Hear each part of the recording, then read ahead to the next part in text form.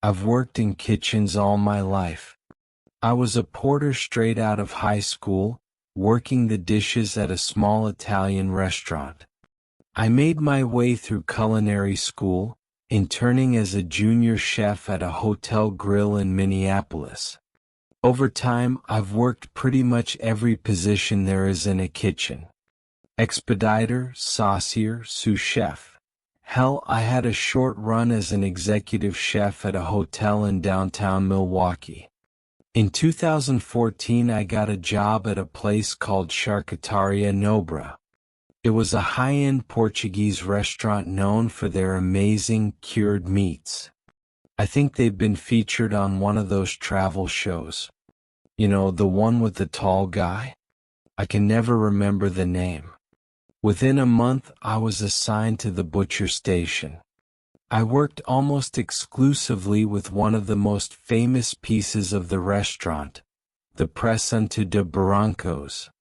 We served this amazing dish with a queijo de serra crostini and a fig compote.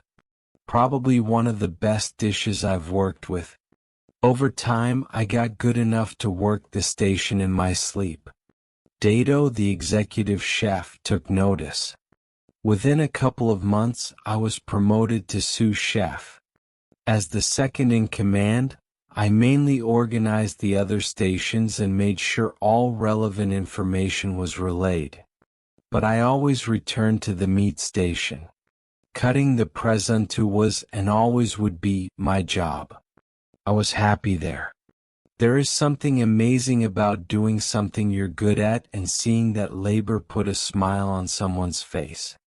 Running a kitchen is an absolute pain in the ass most of the time, but Charcutaria Nobre was a home away from home. We were planning for a particularly busy night. Dato was running back and forth like a madman, blaring like a siren. One of our deliveries had been stuck in customs for 2 days, and our reserves were running out.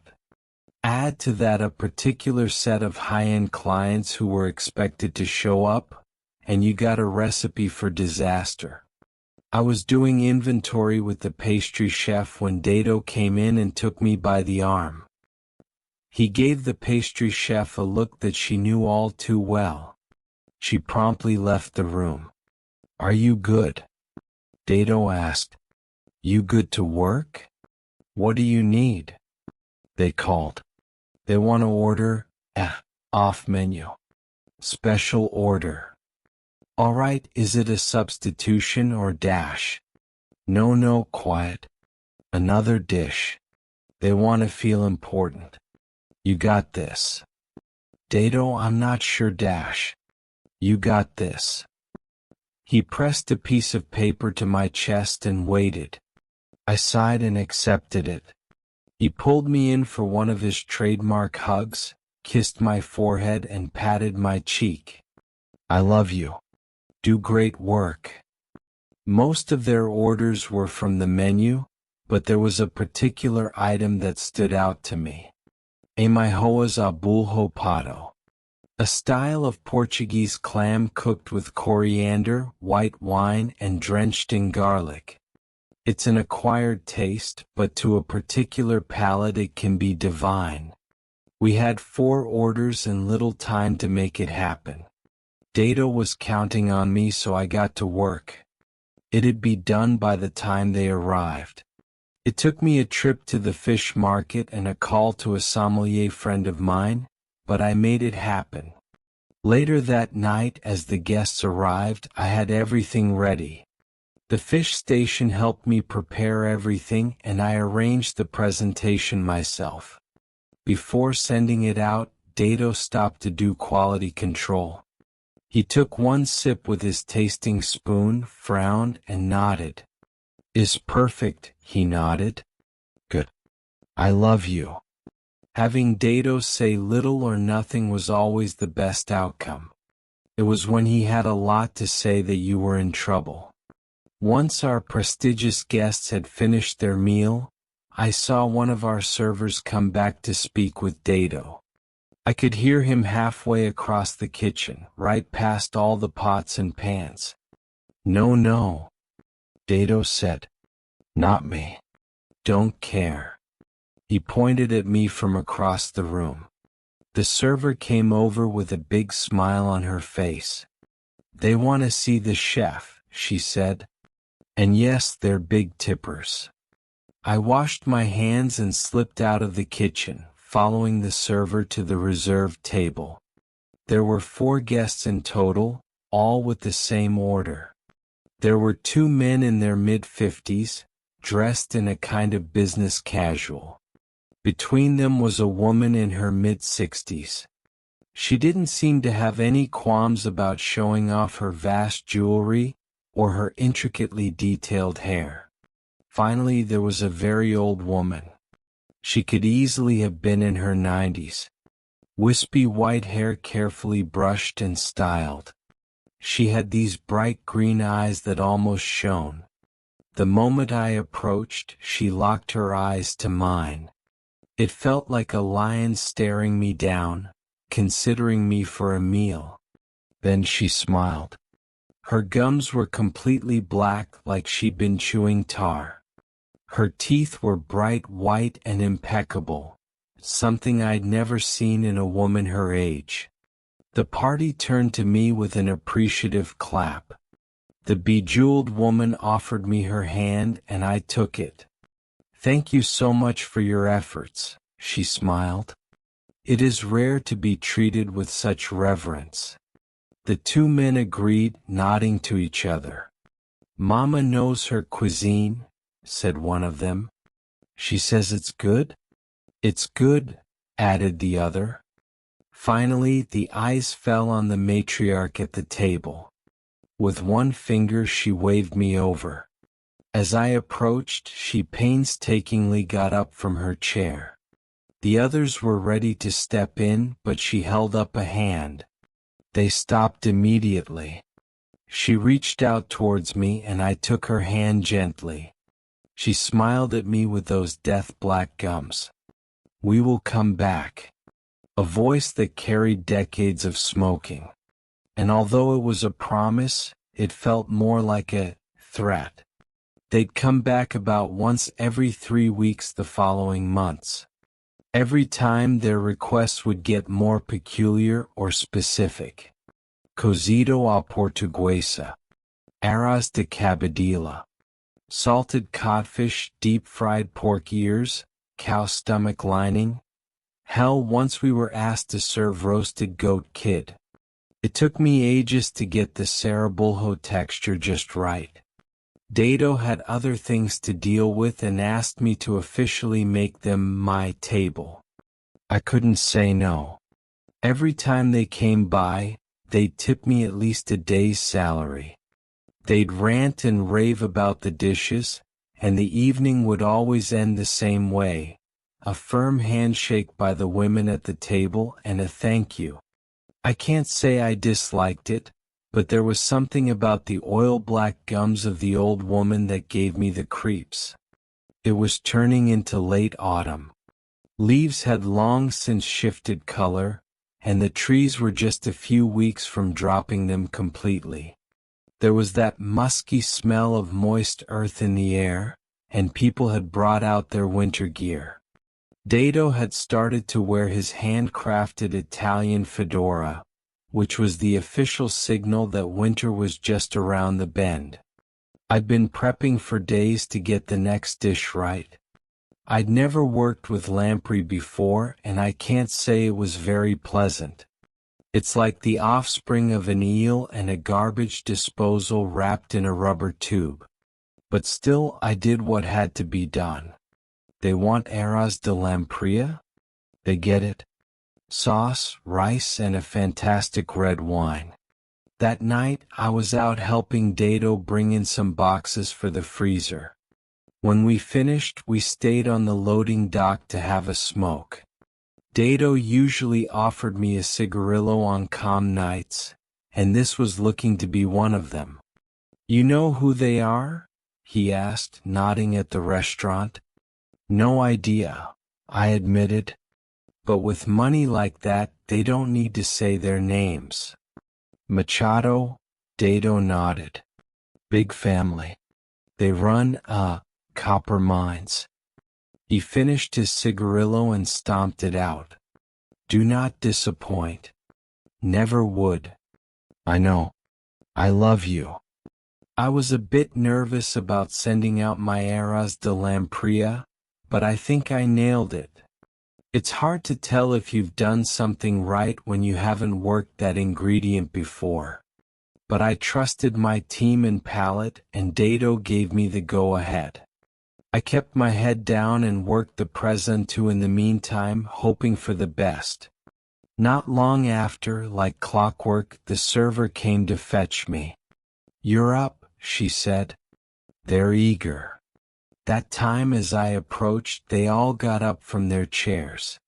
It startled me a little, which seemed to amuse them. When the old woman joined them, I got a short burst of applause. Our savior, smiled the woman in her 60s. Magnificent, added one of the men. And finally the old woman in the back took my hands, smiled at me with her death-black gums and said, Join us, please. I looked back at Dado, who approved. I could use a break. The family officially introduced themselves as the Machados. The two men were Cristo and Cesar, sons of the woman in her 60s, Erica. She in turn was the daughter of the matriarch, Octavia. They poured me a glass of wine and congratulated me on another dish well served. I insisted that I couldn't take all the credit, but they wouldn't hear it. Mama has worked in plenty of kitchens, said Cesar. She knows a good job when she sees it. A pro is a pro is a pro, emphasized Cristo. You're an artist. Octavia, on the other hand, just stared at me. It felt like those green eyes would pierce right through me. She glanced back at Erica, who nodded in understanding. Octavia cleared her throat, and the table fell silent. I'm getting old, she said. It takes time to get out like this. Can you cook for me? Out of something resembling instinct, I said no. I didn't even consider it. The Machados were perfectly pleasant, but there was something about them that just didn't sit well with me. They were almost too pleasant. Then they explained. It would be a part-time thing. Once a month. They would provide the recipe and ingredients, and I would have free rein in their vast kitchen to make it. One night a month, and they'd pay me the equivalent of an entire week. Tax-free, of course. Hush hush. Octavia wouldn't take no for an answer. Erica and her sons insisted on how much they loved my work, and how they wanted to introduce me to the rest of their family. They swore I would want for nothing, and that if I asked, they could open any number of doors to any number of restaurants, worldwide. I hadn't even noticed Dado approaching the table. At first, I thought he'd give me crap for having a glass of wine. But no, he patted me on the back. For esteemed guests, he has my blessing, Dado smiled. He'll do great work. With that, I couldn't say no. Dado was invited to the table, and he stuck around to speak some Portuguese with Octavia. I knew a few words, but I was far from fluent. I just sat back and observed. Having known Dado for years, I could tell when something affected him, and there was something the old woman said that made him visibly nervous. Dado doesn't get nervous. Later that night, as we closed up, I asked him about it. At first, he seemed reluctant to answer. He put on his hat, adjusted his coat, and took a deep huff off his cigarillo. It doesn't translate well, he said. But that woman? He shook his head. She's the fucking devil. From that point on, I spent every last Sunday of the month with the Machados. I'd prepare all kinds of traditional Portuguese dishes alongside their house staff. And yeah, they had house staff. The Machados had a huge place on the outskirts of town. Had a proper gate and everything. Always felt like I was in a spy movie driving up there, having to check in at the guardhouse. The house itself wasn't that big in relation to the surrounding yard. It was 2 stories and had a vast wine cellar. It was the first thing Erica showed me on the house tour. It looked to be a refurbished turn-of-the-century mansion, and you could tell it had seen better days, but I'll be damned if it wasn't impressive. Family photos lined the walls, along with pictures from various achievements. Signing a contract with the Hatchet Investment Group. Meeting the president. Sitting in at the Nobel Prize dinner. There were always shifting faces in the center of the picture, but you could always spot Octavia in the background. Didn't matter if it was Cesar or Cristo standing in front of the camera, you could tell who was really pulling the strings. Autumn turned to winter. At the first snowfall, I got a call from Erica. "We have a business dinner coming up next week," she said. "We need something special." "All right, what do you need?" I said, scrambling to get a pen and paper. "We have very rare and precious meat coming in," she said. "I don't know the name. Something Portuguese. Can you read off the box? It would really help." "Mother wants it simple," she said. "Oven bake it, add a sauce. You can come by and inspect it." "You have it?" I asked. "Can you send me a picture?" So she did. I had no idea what I was looking at. It looked like the leg of a horse but slightly smaller. It was completely black and skinless, and there were blotches of blue staining the freezer they'd put it in.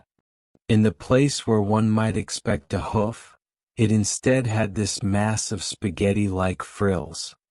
Running up the side of it, I spotted what looked like barnacle mounds. That was no fish, and it was no animal I'd ever cooked.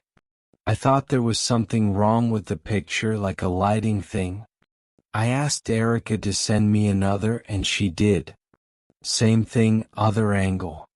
What the actual fuck was it? The Machados were very busy, and I couldn't manage to drop by to see the meat for myself.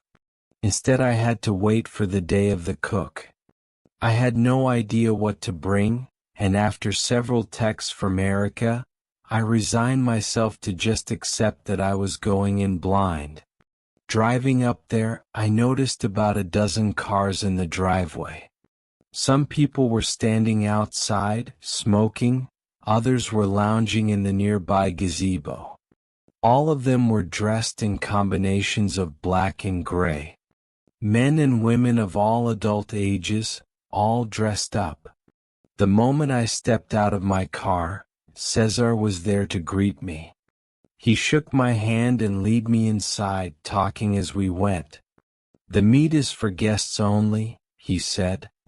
"No taste testing." "Then how can I dash?" "No questions. No tasting. None." "Understood." I nodded as we squeezed past 2 men going out for a smoke. Cesar could be pushy, but this time he was outright demanding. This was clearly a big night for him. As we got to the kitchen, he handed me a pair of gloves. I didn't immediately put them on, but he gave me this cold stare until I did. "Those stay on," he said, "until you're done." "Sure thing." "So what rules are we up to?" "No tasting. The gloves stay on." "That's right." We rounded the kitchen island and went past the pantry. They had a small walk-in freezer, which Cesar had the keys to. He unlocked the door, went inside, and waved me along. "If it is expensive, you shouldn't freeze it," I said. I could have dashed. "It's not frozen," Cesar interrupted. "It doesn't freeze." The box was bigger than I'd anticipated. It was made of this green aluminum reinforced plastic casing, with some kind of icebox interior. The label clearly said Carne Azelgruta, which I believe can be translated to something like blue cave meat. Up close it looked even more alien. There was a heat coming off of it, causing plumes of steam to rise from the box. It was clear that it was a limb of some kind, but I couldn't make heads or tails of it. Was the frills the foot or the hip? Every portion should be fist-sized, Cesar continued. Oven-baked. No longer than 40 minutes. Use whatever you see fit for garnish and side dishes. How am I supposed to work with it if I can't taste it? Look. Cesar put a hand on my shoulder and squeezed. He talked to me using his full hand, never letting up with the eye contact. Not your concern, he said. You bake it, you serve it. Make the best of it. Okay. Okay, I nodded. Yeah, okay. And no tasting. As he left me alone with the box, a thought hit me. I brought out my phone and compared the images that Erica had sent me. It wasn't that the box was bigger, the meat was. Had it grown? Working with the house staff, I could tell they were anxious. There were close to 25 guests in total. Some Portuguese, some American, all ridiculously wealthy. The tires on their cars probably cost more than my apartment. But I did as I was told.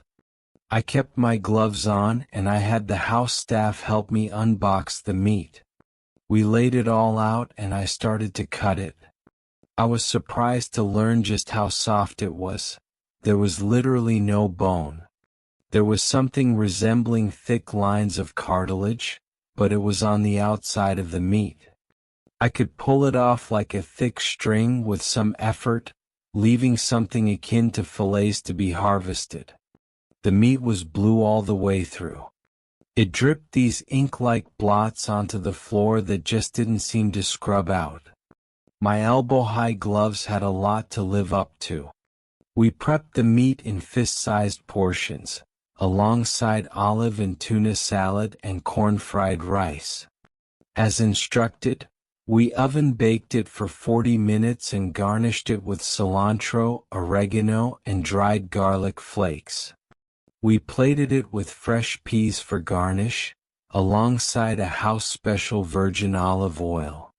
I have a hard time describing the smell. While raw, it had this strange tinge of ammonia, but when cooked it was almost completely scentless. But even scentless, there was something about the heat coming off it that singed my nose. I almost sneezed all over one of the servings and had to excuse myself. Stepping out for a smoke, I saw something peculiar in the backyard.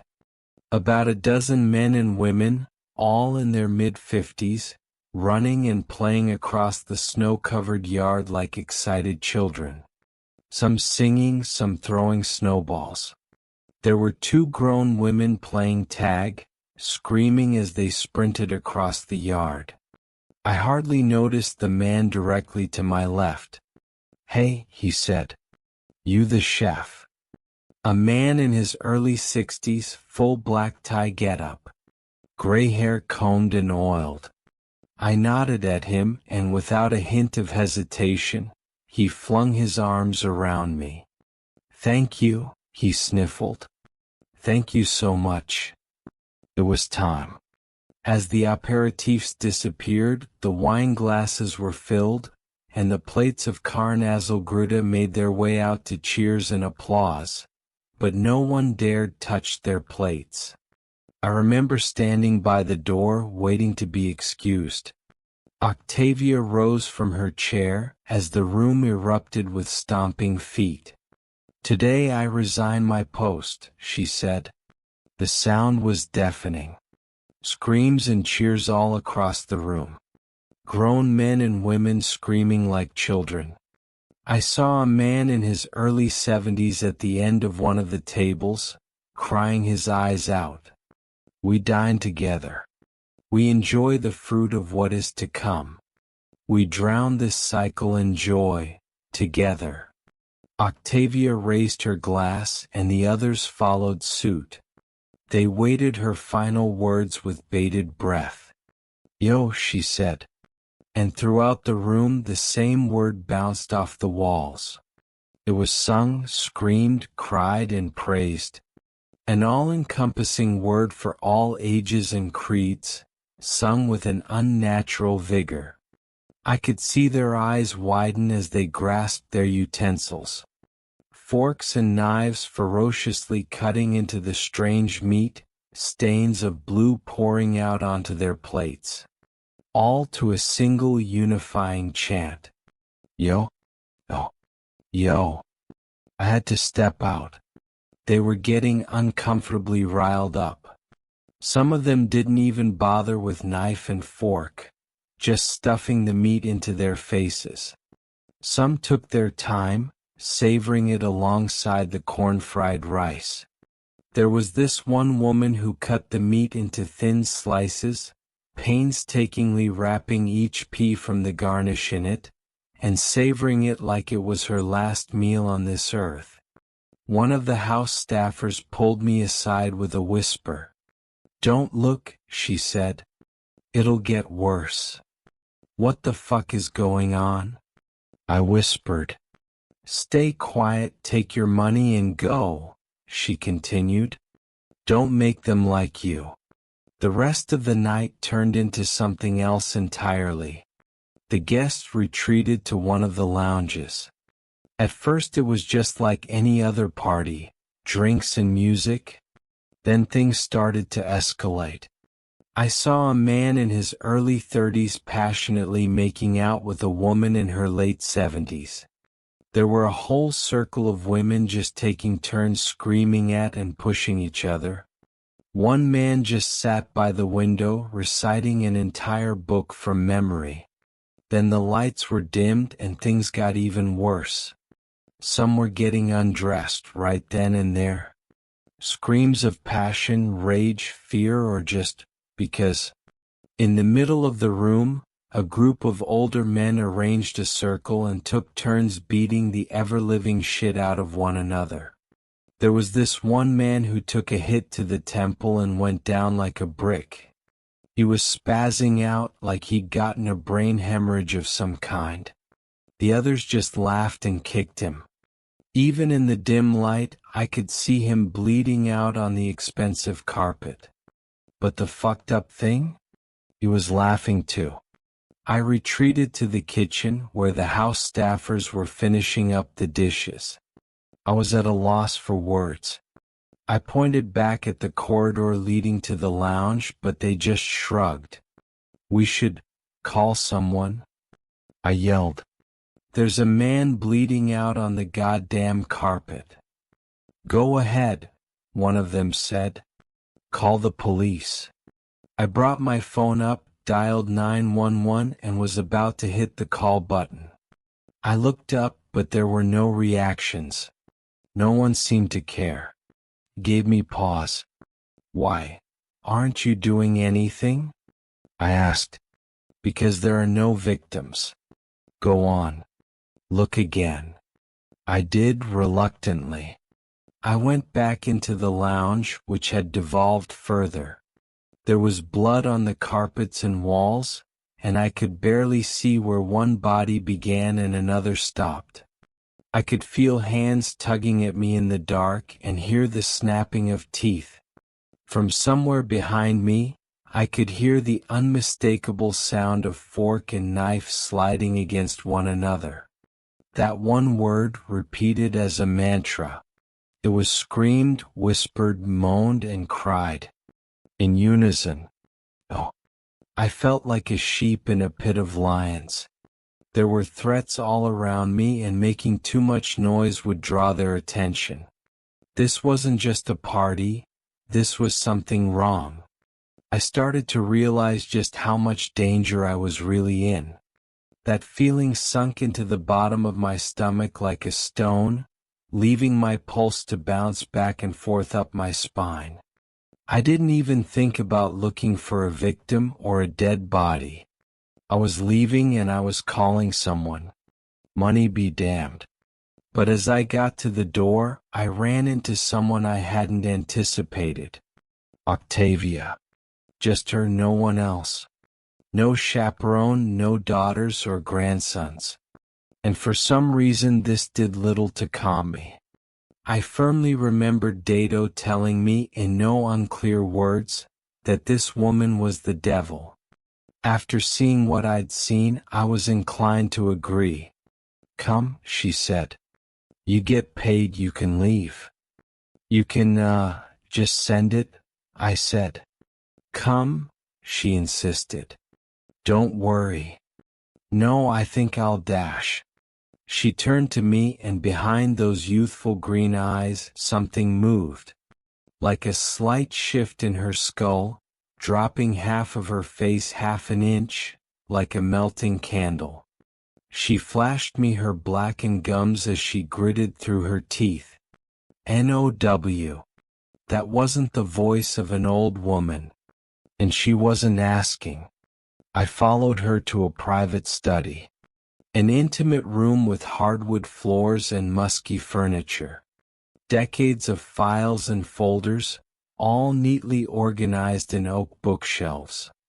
Octavia pointed at a slip of paper on a coffee table, next to a vase of dried blue sunflowers.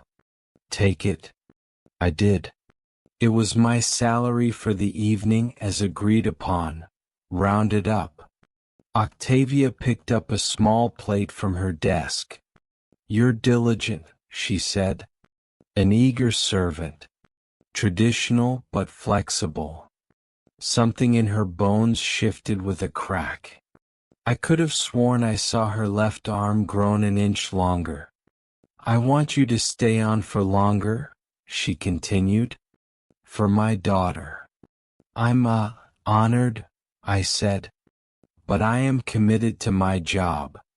This is not a question of work. This is a question of worth.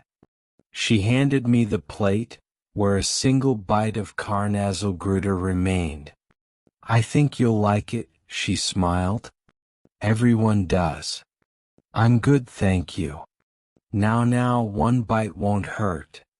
No, thank you. Another audible snapping sound. This time there was no mistake.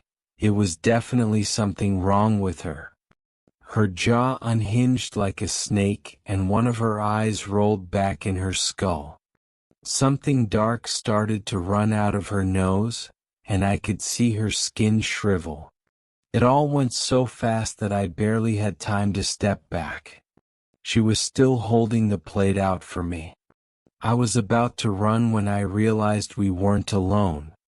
At least 8 of her guests were standing in the doorway, bawling their eyes out. Not from sadness, but an unimaginable joy. No, Octavia muttered. Owen. I could see every flap of her tongue as she tried to form the words, but the words didn't come.